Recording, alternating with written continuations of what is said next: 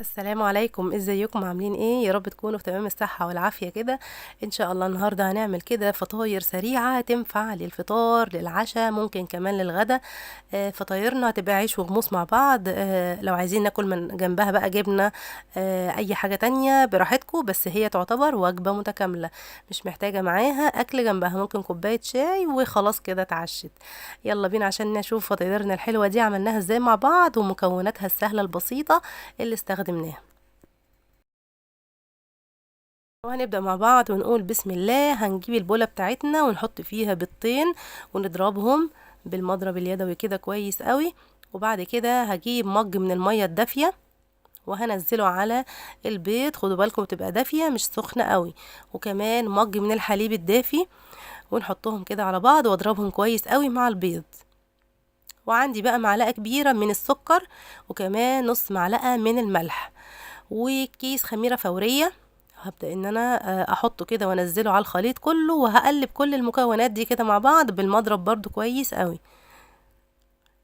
وهكون محضرة بقى عندي كوبايتين او مجين كده من الدقيق، خدوا بالكم نفس المج اللي انا بعاير بيه في الوصفة كلها واحد. كده حطيت مجين الدقيق وهبدأ ان انا برضو بالمضرب اضربهم كويس قوي. خدوا بالكم ان العجينه اللي انا هعملها مش هتبقى متماسكه زي المعجنات اللي انا بعملها كل مره، لا، عجينتي هتبقى زي ما انتوا شايفين كده، السمك اللي انتوا شايفينه ده سمك العجينه بتاعتي، مش بخليها انها تبقى قاسيه قوي، لا، بتبقى عامله زي عجينه الكريب كده.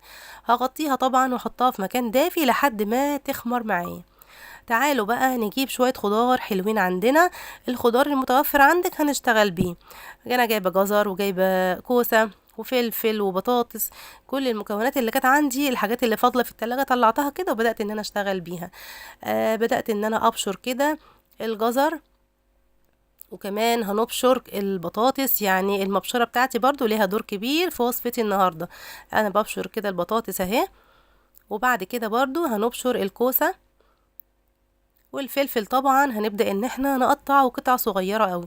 الفلفلاية الرومي وكمان الفلفلاية اللي هي القرن الحامي، يعني هنقطعه كده شرايح صغيرة، يعني هيديني سنة كده سبايسي حلوة للفطاير اللي انا هعملها كده. خلاص كل المكونات اللي عندي بشرتها اهو. وطبعا في الوقت ده كانت العجينة بدأت ان هي تخمر معايا زي ما انتوا شايفين كده اهو. خلاص عجينتي خمرت.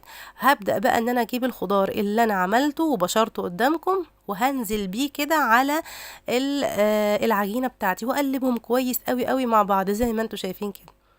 كده عجينة الفطاير جهزت معانا.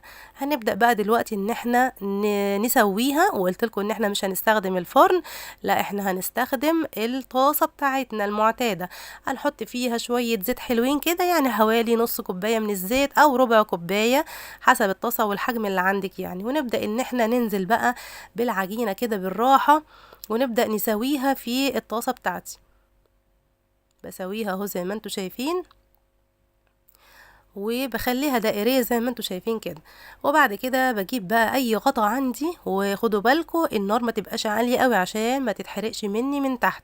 بغطيها كده بالغطا واسيبها حوالي دقيقة كده، وبعدين ابص عليها اشوف لو خدت لون حلو كده من ارضية الفطيرة بتاعتي، ببدأ ان انا اقلبها اهو زي ما انتوا شايفين. انا بحاول ان انا اشوفها، بس من ناحية تانية ان انا مش عايزة برضو ابوظ شكلها اهو. هي كده خلاص يعتبر خدت لون حلو من ورا. بدأت ان انا اقلبها اهو. طبعا الزوايد اللي حوالين الفطيرة دي كلها هتتشال، ما تقلقوش. اهو زي ما انتوا شايفين خدت لون حلو قوي اهو من تحت، وبدأت ان هي تستوي برضو من الناحية التانية. خدوا بالكم في الوقت ده كل ده النار هادية قوي علشان عايزة الفطيرة تستوي كويس قوي من جوه، وكمان الخضار اللي جوه يستوي معاها اهو. اول فطيرة تعتبر خلاص كده جهزت. هنشيلها بقى في طبق التقديم، وبعد كده نعمل الفطيرة اللي بعدها. على فكرة كل الكمية هتبدأ هنعملها بنفس الطريقة يعني. هنبدأ ان احنا نحط اهو الطاسة التانية ونفس الطريقة برضو نساوي الفطيرة بتاعتي.